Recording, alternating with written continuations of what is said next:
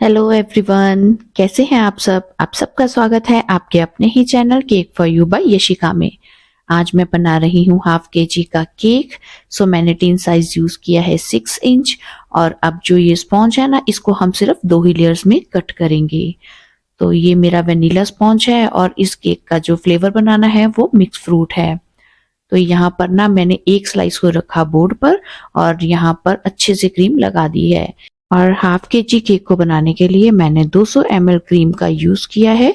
मतलब 200 ml cream लेकर मैंने उसको व्हिप किया है। तो जितनी क्रीम मैं टोटल बीट करती हूँ ना, उसका हाफ पोर्शन जो होता है वो समझ लीजिए क्रम कोटिंग में लग जाता है। और बाकी की जो हाफ क्रीम बचती है उससे हमें केक की फाइनल फ्रॉस्टिंग करनी होती है और जो ऊपर डिजाइन बनाना है। अगर आपको कुछ ज्यादा बड़े फ्लावर्स के साथ में डेकोरेट करना है ना अपने केक को, तो आप 200 ml की जगह पर 250 ml क्रीम को व्हिप कर लीजिए। अगर कुछ क्रीम आपकी बच जाती है तो आप उसको एयर टाइट बॉक्स में डालकर और फ्रिज में स्टोर कर सकते हैं। और अगले 2 से 3 दिन के बीच में जब भी आपको कोई केक का ऑर्डर आए तो आप उस बची हुई क्रीम को ना अपने केक की फिलिंग में यूज कर सकते हैं, यानी कि क्रम कोटिंग में उस क्रीम को यूज कर सकते हैं। और यहाँ पर ना फिलिंग करने के लिए मैंने 100 ग्राम मिक्स्ड फ्रूट लिया है और यहाँ पर इसी लेयर में मैं ये सारा का सारा फ्रूट डाल रही हूँ। अब तो ऊपर जब आप अगली लेयर रखते हैं ना फिलिंग करने के बाद में, तो ध्यान रखें उसको ना कभी भी हाथ से बहुत ज्यादा प्रेस मत करें।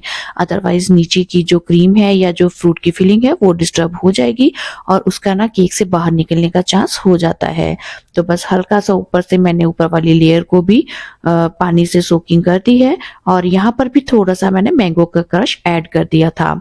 और ऊपर फिर से लगा देते हैं क्रीम और इसको भी अच्छे से स्प्रेड कर देते हैं। और क्रम कोटिंग कंप्लीट करने के बाद में केक को फ्रिज में रखना जरूरी है, सो दैट जो आपकी लेयर्स है उसमें आपने क्रीम लगाई है और जो फ्रूट की फिलिंग की है वो सब ना अच्छे से सेट हो जाते हैं। अब यहाँ पर जब मेरा भी क्रम कोटिंग के बाद में केक कुछ टाइम रखा फ्रिज में हो गया था सेट, तब मैंने उसके ऊपर फाइनलाइजिंग स्टार्ट कर दी है। अब यहाँ पर ना मैंने 2 कलर्स का ही यूज किया है। एक तो मैंने थोड़ी सी ग्रे शेड बनाई है क्रीम की, जिसके लिए मैंने ब्लैक जेल कलर को ऐड किया है व्हिप्ड क्रीम में, और दूसरी मैं सिंपल प्लेन व्हिप्ड क्रीम ही यूज कर रही हूँ। बस मैंने दोनों क्रीम को ना मिक्स एंड मैच करके लगाते हुए और इस तरीके से टॉप पार्ट को पहले तो अच्छे से स्मूथ कर लिया है पैलेट नाइफ से। और आप देखिए जब हम साइड्स पर पैलेट नाइफ का या फिर स्क्रैपर का यूज करते हैं तो जो साइड्स के हमारे कलर लगाए हैं, जो भी कंट्रास्ट हम बना रहे हैं, उनकी भी ब्लेंडिंग अच्छे से हो जाती है। अब कुछ तो एक्स्ट्रा क्रीम जो ऊपर टॉप पार्ट पर आएगी वो आपको साथ के साथ ही बड़े ही हल्के हाथ से प्रेशर देते हुए आपको वहां से हटाते जाना है। चाहे आपको 2 से 3 बार ये प्रोसेस रिपीट करना पड़े, कोई बात नहीं। जब तक आपकी केक की अच्छे से फिनिशिंग नहीं हो जाती तब तक आप ये वाला प्रोसेस ट्राई कर सकते हैं। अब यहाँ पर फाइनल डिजाइनिंग की ओर चलते हैं। तो यहाँ पर ना थोड़ी सी मैंने ब्लू शेड में क्रीम बनाई है और उसको पाइपिंग बैग में फिल करके हल्का सा कट दिया और सेंटर में जैसे मैंने लगाया है ना, बस इस तरीके से लगाने के बाद में और फिर छोटे वाले पैलेट नाइफ के साथ में यहाँ मैंने उस क्रीम को स्प्रेड कर दिया था। तो अब देखिए सेंटर में ना जो कलर का कंट्रास्ट है वो कितना अच्छे से निकल के आया है। अब यहाँ पर बाद में मैंने यूज किया है ग्रास नोजल का। आप चाहें तो 1M नोजल या 2D नोजल भी यूज कर सकते हैं। तो यहाँ पर ना मैंने एक थोड़ी सी ना हाई बाउंड्री बना दी थी ऊपर, और उसके बाद में जो ग्रे शेड मैंने पहले यूज किया था केक की साइड्स पर, बस उसी वाले ही शेड्स का यूज करते हुए और यहाँ पर मैंने जो नोजल ली है वो हमारी रोज बनाने वाली नोजल के जैसी है, जैसे कि आप नोजल नंबर R11 का भी यूज कर सकते हैं।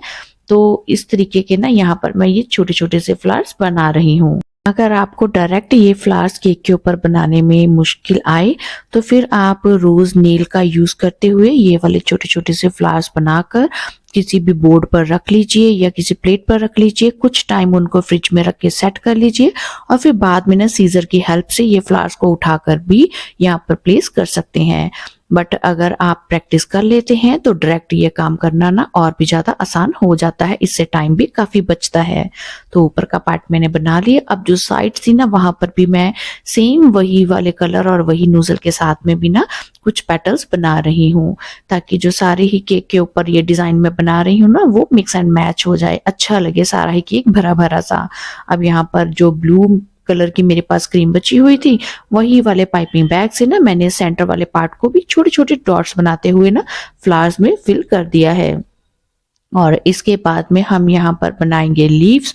सो उसके लिए मैंने पाइपिंग बैग को लेकर ही ना उल्टा वी की शेप में कट कर दिया था और उसमें ग्रीन कलर की क्रीम बनाकर यहाँ पर मैं छोटी छोटी सी लीव्स बना रही हूँ।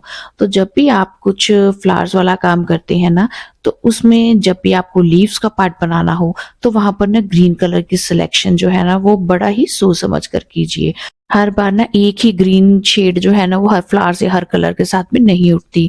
सो कभी आप चाहें तो ग्रीन कलर जो आपके पास हो उसमें आप येलो शेड मिक्स कर दें, कभी ब्राउन शेड मिक्स कर दें, तो इस तरीके से ना अलग अलग ग्रीन शेड्स बन जाते हैं। आप उनको ट्राई कीजिए अपने फ्लावर्स के साथ में।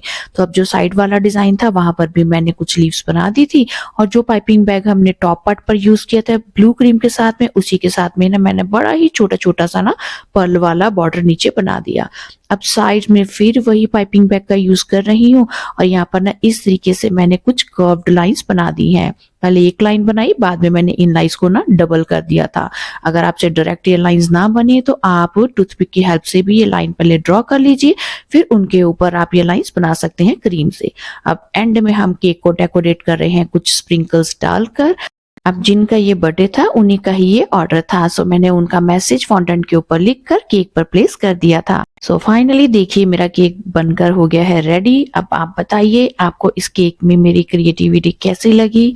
हर बार मैं कोशिश करती हूँ कि कुछ नया डिजाइन आपके साथ में शेयर करूँ। सो मेरे केक डेकोरेशन के क्रिएटिव आइडियाज देखने के लिए अगर आपने अभी तक मेरे चैनल को सब्सक्राइब नहीं किया है तो जल्दी से कर दीजिए। मिलती हूँ एक और वीडियो में। Till then bye bye, thanks for watching.